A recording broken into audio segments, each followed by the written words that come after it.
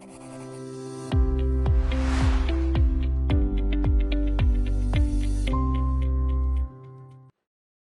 वालेकुम, मेरा नाम डॉक्टर फ़ातिमा जहांगीर है। मैं assistant professor department of family medicine Ziauddin hospital से एसोसिएटेड हूँ। आज मैं आपको डायबिटीज़ और कोविड-19 के बारे में कुछ मालूमात शेयर करना चाहूँगी। हमें पता है कि जैसे डायबिटीज़ और कोविड-19 दोनों एक पेंडेमिक हैं, और कोविड-19 एक कम्युनिकेबल डिज़ीज़ में आती है और डायबिटीज़ नॉन कम्युनिकेबल डिजीज़ में आती है, मगर इन दोनों की कुछ एसोसिएशन है। हमने देखा है कि स्टडीज़ ये बताती हैं कि जिन लोगों को ज़ियाबतीस का मर्ज़ होता है उन लोगों को कोविड-19 का अफेक्ट होने के चांसेस भी ज़्यादा हो सकते हैं, और अगर अनकंट्रोल्ड शुगर चल रही हो तो फिर आईसीयू एडमिशन्स भी ऐसे लोगों का बढ़ जाता है। और इसके अलावा हमने देखा है कि मॉर्टेलिटी यानी हलाक होने का ख़दशा भी ज़्यादा होता है जिन लोग की अनकंट्रोल्ड शुगर चल रही हो। तो ज़रूरी है कि अपनी शुगर्स को मेंटेन करना और कंट्रोल करना बहुत ज़रूरी है। अगर आपको हो गया है, कोरोना का टेस्ट पॉजिटिव आ गया है, तो अपने शुगर्स को अपने डॉक्टर से मिलना चाहिए और अपने शुगर्स को हद से ज़्यादा कोशिश करनी चाहिए कि बिल्कुल कंट्रोल रहें।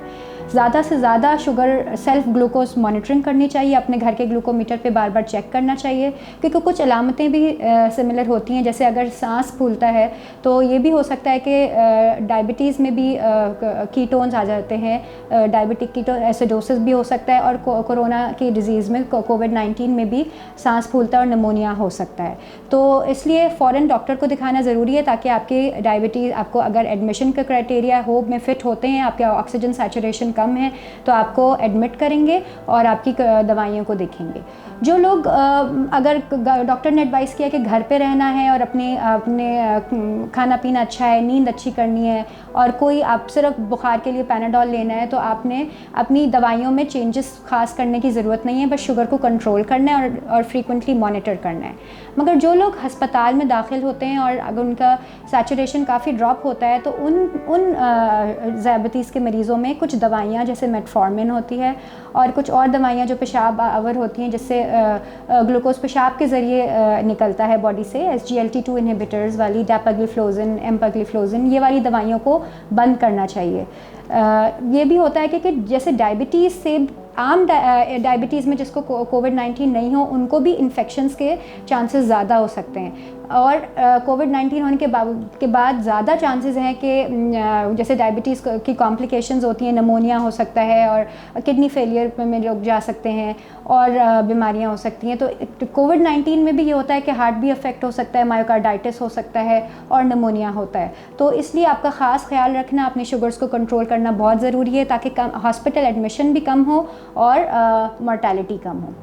प्रिवेंशन की अगर मैं बात करूं, तो प्रिवेंशन के लिए आपको हर डायबिटिक पेशेंट को अपना एनुअल फ्लू शॉट लगाना ज़रूरी है, और निमोनिया की एक वैक्सीन PCV13 लगाना ज़िंदगी में एक दफ़ा बहुत ज़रूरी है, ताकि उनको इन्फेक्शन होने के से प्रिवेंट किया जा सके। फिर यह है कि आपकी अगर ज़्यादा जब हम सिक होते हैं तो अब कोशिश करनी चाहिए कि इंसुलिन पे आ जाएं, और ज़्यादा बेसल बोलस इंसुलिन की ट्रीटमेंट होनी चाहिए, ताकि दवाइयाँ कम से कम हों, उनके साइड इफ़ेक्ट्स नहीं हो और इंसुलिन से कंट्रोल्ड हो शुगर, और हॉस्पिटल में जाना और डॉक्टर के मशवरे पे अमल करना चाहिए। अब रमज़ान का भी महीना है, तो रमज़ान के महीने में कोशिश करनी चाहिए, क्योंकि पानी की कमी होने का ख़दशा ज़्यादा होता है, तो कोशिश करना चाहिए कि ज़्यादा से ज़्यादा पानी पिएं, अपनी शुगर्स को मेंटेन करें, थोड़ा एक्सरसाइज करें, जिससे इम्यूनिटी भी बेहतर होगी और आपकी शुगर कंट्रोल होने की चांसेस ज़्यादा हैं। With exercise, good meals, avoid all sugars, और डॉक्टर से राब्ते में रहें। Thank you.